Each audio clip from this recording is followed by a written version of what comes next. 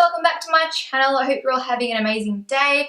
This is a beauty on a budget video. In simple terms, I'll be giving you guys lots of tips and tricks that are very simple and very straightforward that will help you save a lot of money when it comes to buying makeup and beauty products, and also just some tips that can help you be more aware of when you're shopping and when you're buying, and just little things that a lot of people don't really tend to think about when they are buying makeup. So the second tip is to buy products that are very, very versatile. For example, these two products here, the Mary Luminizer from The Balm and the Makeup Store Bronzing Powder in Sun Touched, are perfect examples of multi-use products. This one is amazing because it can be used as an eyeshadow, and it can also be used as a highlight all over the face, so you're getting two uses out of one product. This bronzer is amazing because it's very, very warm toned. Some bronzers tend to be a little bit more greyish base because they mimic a shadow underneath your cheekbones or whatever place you choose to put it, but this one's quite warm, so you can apply it to your cheekbones as a contour, you can apply it all over your face as a bronzer, and you can also apply it in your crease as a transition colour. It's absolutely perfect for that. You can also wear it all over your eyelid as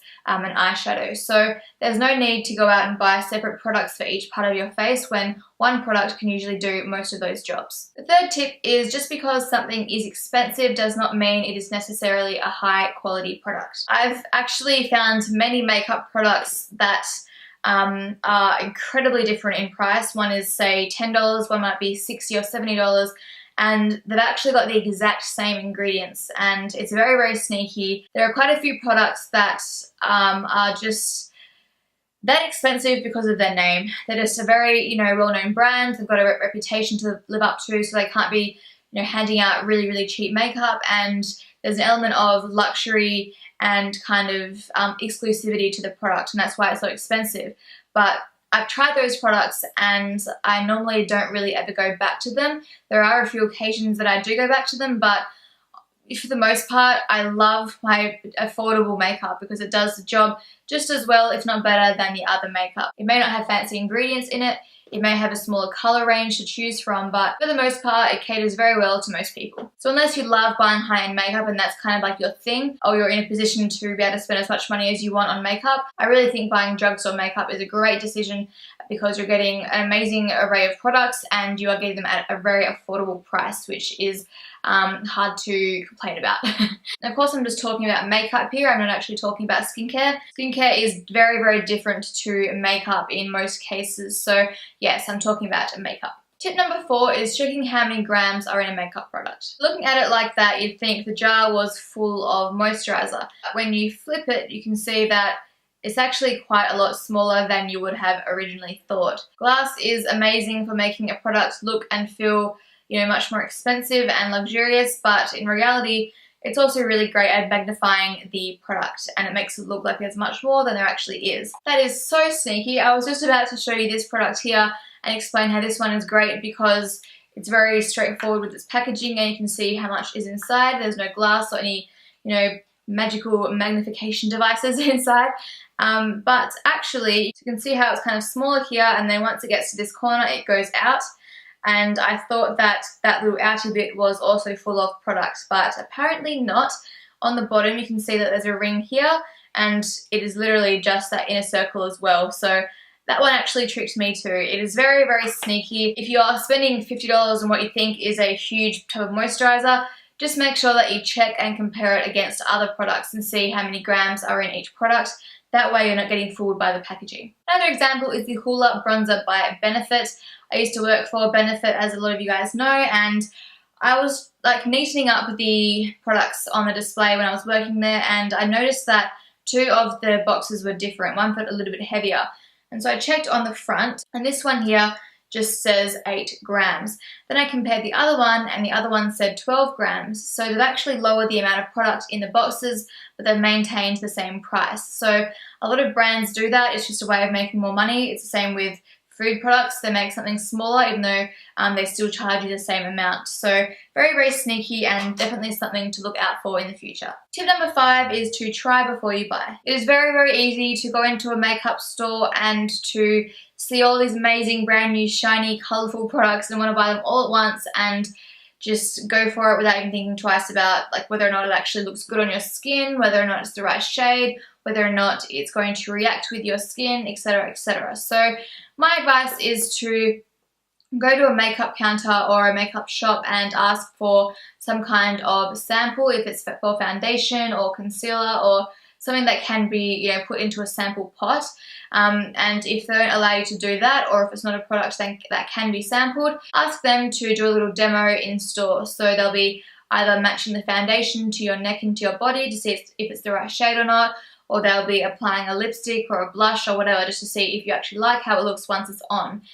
Of course, definitely make sure that they properly sanitize the products. I know the thought of testing lipsticks that have been sitting there for a while is quite repulsive, but if the salesperson is good at what they do, they will make sure that the product is properly sanitized before it touches your skin. In addition to that, before you look at it in a little mirror and say, yep, I love it, perfect, I'll buy it, it's best to actually leave the store, walk around for about an hour or so, go outside and just see how your makeup looks under all of this different lighting. Also see if it, has a bad reaction with your skin, or if it oxidizes, or if it gets too shiny or too oily, or if it breaks up and looks cakey. Whatever the case may be, it's best to kind of just give yourself some time to actually assess how it works with your skin. Tip number 6 is to do your research. I am very easily persuaded when it comes to buying stuff, so if someone is a good salesperson, I will walk out of there with a lot more stuff than I actually needed, and I'm sure there are a lot of you girls out there too. My best piece of advice would be to go in there with a very, very clear idea of what you want, if not an actual written down, list, so that when you go in there, you can say to the woman or the man, I need this product in this shade and I want to try that product in that shade. Rather than going in there and saying, can you help me find a nice foundation? Then there's a high chance that they will not only sell you the foundation, but they will try to sell you the primer and the concealer and the powder that all, relate or work amazingly with this foundation. It's just the way they are trained to work usually. Obviously, it's about making as many sales as possible and getting your commission or getting your goal target, whatever, for the end of the day. There's nothing wrong with going in there and asking, what is this foundation like? Or what ingredients does it have? Or what coverage is it? Or what are your highest coverage foundations? If you're trying to get information from them, that's no worries, but if you do a bit of your research at home, you have a much lower chance of being persuaded to buy anything else. So I'm just going to start saying the next tip because I don't know what number I'm up to. Be aware of what you're applying your foundation with. I never, ever, ever can see myself ever using a sponge to apply my foundation because it kills me seeing how much gets absorbed. It's just ridiculous, and considering how well brushes do apply foundation, I just feel like it's almost just a waste using a sponge. Of course, if you like how it applies to your skin, then that's a different story, but if you're only using it because you don't know what else to use, or you don't feel comfortable using a brush, or you didn't know that brushes were amazing when it comes to foundation, then it's definitely worth the move. I think that sponges have their place, but they definitely do absorb a lot of foundation. The next tip is that some makeup companies actually allow you to give your empty containers in to receive a free product of some sort. Of course, if you'd like to know more information, you can definitely Google it, but I think MAC is probably the most famous for that little incentive. Another tip is in relation to your brushes. You do not need to go out and buy a very expensive dedicated brush cleaner when a really cheap, affordable one will work just as well. I used to use a Palmolive one, and of course that's just a very standard soap that you can buy in a, what's it called? A food shop. A grocery store, that's the one. So there are quite a few websites where you can shop online and receive free samples with orders over a certain amount of money. That's a great way to obviously buy any makeup that you do already need, and then to try out new stuff so you can see if you like it or not without having to actually commit to buying it. And same goes with those subscription boxes. They are a great way of being exposed to lots of new products for a flat fee each month, and it's quite exciting because obviously you get to see lots of new stuff each month, but you're not spending a lot of money on having to buy each product individually. If you are shopping online, there are many websites that provide coupon codes for the most popular websites, and that'll obviously just give you a percentage off your total order. And YouTube is great for that as well. Lots of YouTubers have coupon codes for various companies as well. The next trick is one that most people would probably know. If you smash an eyeshadow or a blush or a bronzer, all you have to do is get rubbing alcohol and pour a few drops into that little pan and then smush it up with something small and then let it dry, and the rubbing alcohol will evaporate, and then you've got your eyeshadow back. Sometimes it will change the formula a little bit, but other times it won't. So if you would like to know more about that, you can YouTube it, and there are a million different videos on that. Another tip is dupes. If there is a color that you're absolutely obsessed with that you can't afford right now, or that you want to try out before you commit to buying it, it's definitely worth Googling the dupes for that particular color. There are so many dupes out there, so before you commit to buying the exact shade that you have seen elsewhere, then you can actually just see how it works with your skin tone first and see if you actually like the color. I've bought products many times before that I've seen on other people that I've absolutely loved. Same with perfume, and I take it home and it looks terrible on me, or the perfume doesn't smell as good on me. Definitely worth looking up dupes before you commit to buying the expensive alternative. And the last little tip is a very, very simple one, just a nice little simple note to end on. Don't buy makeup when you don't actually need any.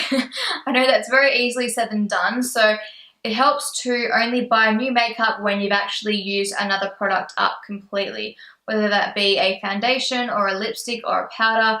If you don't actually need a new one of those, there is no point in buying one unless it is very affordable and you can actually factor it into your budget, or you've been dying to try it out. Buying makeup for the sake of buying makeup is a dangerous game. Trust me, I know. When I started, I was just getting so excited about YouTube that I'd buy anything and everything, and then I ended up with just stacks of makeup that I never actually ended up using, that I could have saved and spent on other more important things. Anyway, I hope you guys enjoyed this video. I loved filming it. I love helping you guys out and giving you any little tips and tricks that I can. If you'd like to see more videos like this, definitely let me know. But for now, I love you guys so much. I hope you all have a great week, and I'll see you all in my next video. Bye!